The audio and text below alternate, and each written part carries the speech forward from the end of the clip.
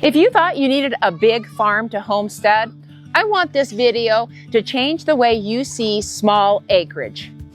We started with a small garden, a few fruit trees, and no fancy setup.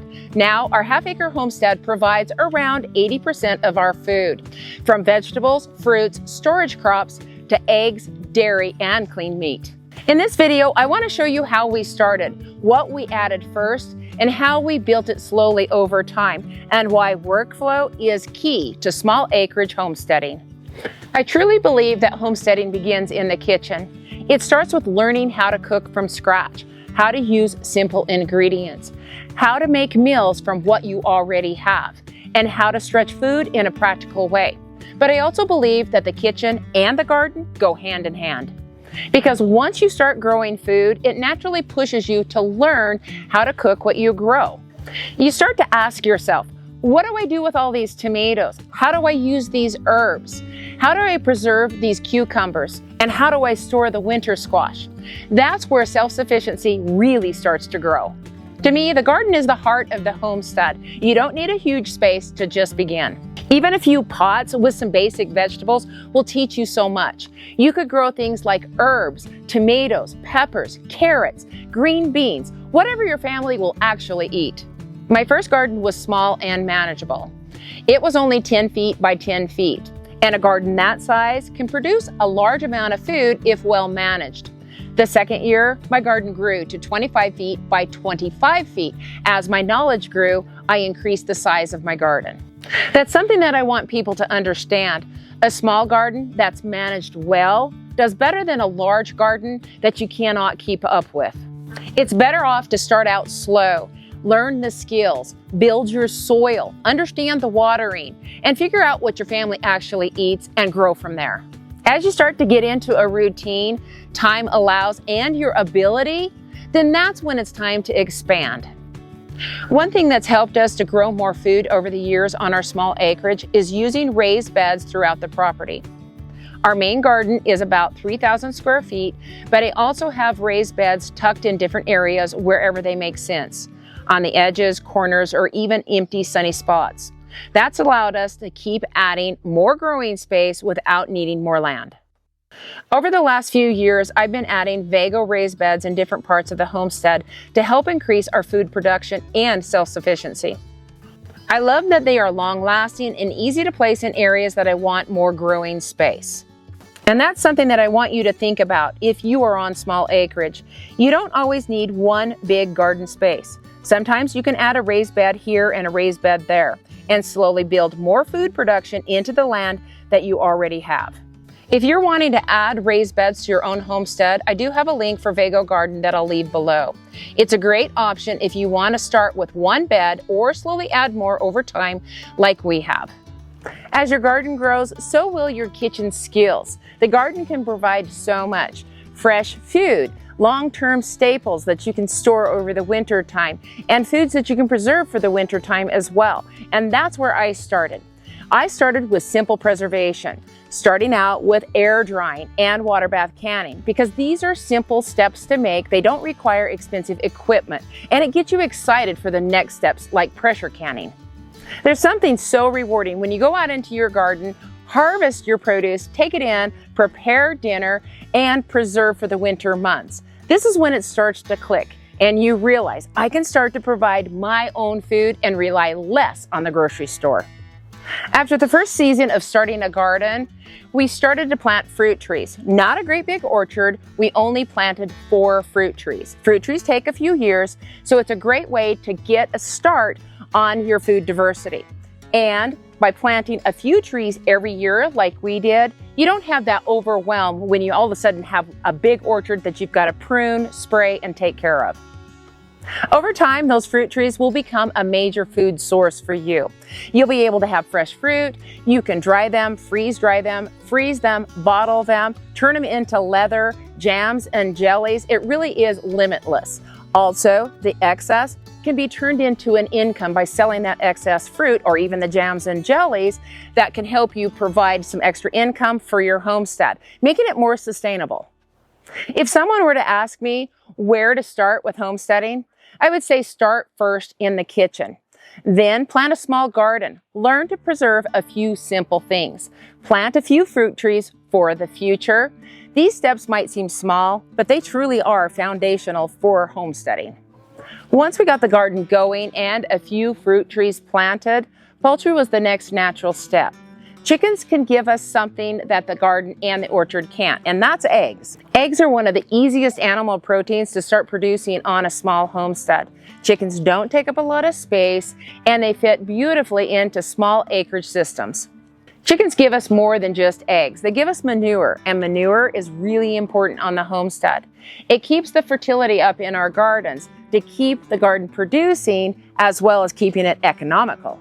If we continue to pull food out of the garden and not put anything back into the soil, the plants begin to struggle. They don't grow as strong, they don't produce as much, and the soil becomes depleted. Yes, you can buy compost, and there's nothing wrong with that, especially when you're starting out. But when you start creating your own fertility on the homestead, that's when the whole system starts to make sense. For us, the chicken manure, the bedding, the kitchen scraps, and all that organic matter goes into that compost system, so we're not throwing anything away. That compost then goes into the garden, that feeds the plant, that feeds us. It's full circle. Even if you have to outsource your chicken feed, the eggs are so worth it. They're better than anything that you can buy in the grocery store, and they're much fresher. That manure, when it gets turned into compost, you're not buying that compost. And that compost that you make on your homestead is far better than anything that you can buy bagged. And when you free range your chickens, they can greatly help reduce that pest pressure. It just makes sense having chickens on a small homestead. Once we added chickens, that's when the homestead felt connected. Then we added ducks. They give us eggs too, but one of the biggest reasons that we love having them on the homestead is for pest control. They keep the pests down around the garden, in the orchard, and they are a complete joy to watch. After raising layer chickens for a few years, we decided to start raising meat birds so that we could provide our family with good, clean, organic meat. We felt like this was a good place to start because they're a fairly quick turnaround, they're easy to raise, and they're easy to butcher, and we've done it every year since. Animals on the homestead, whether it's large or small, shouldn't just be an extra chore. They need to earn their place in the system, whether it be through fertilizer, meat, eggs, pest control, or just to close the loop between the garden, the animals, and the soil. For us, the chickens and the ducks were the first animals that made the homestead feel like a full circle. After a few years of doing meat chickens, we added turkeys to fill our freezer and later quail for eggs and meat.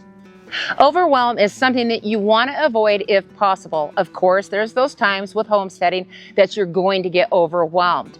But by adding too much, too fast, can really create a sourness towards homesteading. Homesteading for us was a journey of layers. As we gained experience and confidence, we added what could fit into our life at that particular season and not before. This is one of the reasons that we created our small homesteading course.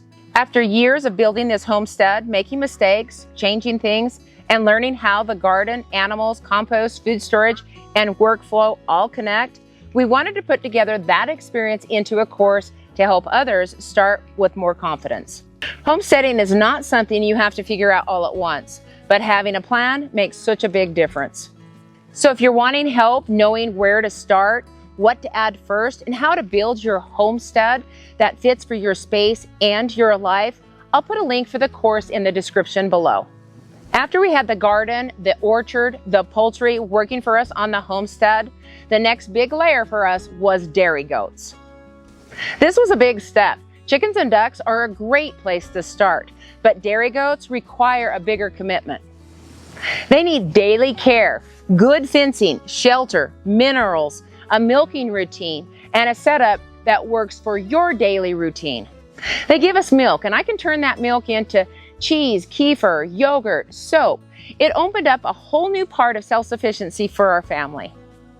Goats can be a wonderful addition to the homestead, but they need to fit into your daily workflow. And for us, that meant that we had to have everything ready before even bringing them home. There's something that I want people to think about before bringing home a dairy animal, not just, do I want goats? You need to ask yourself, do I have the space? Do I have the proper setup of shelter, fencing, and the workflow? And the biggest thing, do I have the time to care for them well? When the answer is yes, dairy goats can be one of the most valuable animals on a small homestead. Also, there's seasons in life that you just have to take a step back, whether it be for sanity, family, or other commitments. This year, we chose not to raise turkeys for our freezer because we knew this was going to be a complicated year. And there's been years where we didn't breed our goats because of other obligations that we had. And that's totally okay because we can pick up where we left off. This is another reason that I believe in building it slowly. I keep saying that because I've seen a lot of people jump in really fast, get all of the animals, a big garden orchard, and get burned out in the first year or two and bail. After adding eggs and dairy, we decided to add more clean meat for our family. We'd already done meat chickens, turkeys, and quail, and eventually we decided to do kune pigs. I don't want this to sound like you need every animal because you don't. Every family is different, every property is different, and every season of life is different. The goal is not to collect more animals. The goal is to raise more food in a clean and thoughtful way. Turkeys gave us bigger birds for the freezer. Quail gave us another small space protein option. Kune pigs gave us pork, lard, and another way to use extra milk, garden produce, orchard fruit, and scraps from the homestead. Each animal had to fit into the bigger system. That is one of the biggest lessons that we've learned on small acreage. You cannot add animals just because they sound fun or because someone else has them.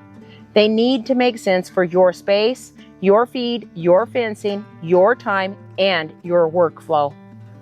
So if you're just starting out, don't think that you're going to need chickens, ducks, quail, turkeys, goats, and pigs right away. Start with the next thing that makes sense. For some, it might be laying hens. For others, it might be meat birds once or twice a year. It might be quail because they take up less space. The point is to build your homestead that feeds your family without overwhelming your life. So when people ask, how did you become 80% self-sufficient on your half of an acre?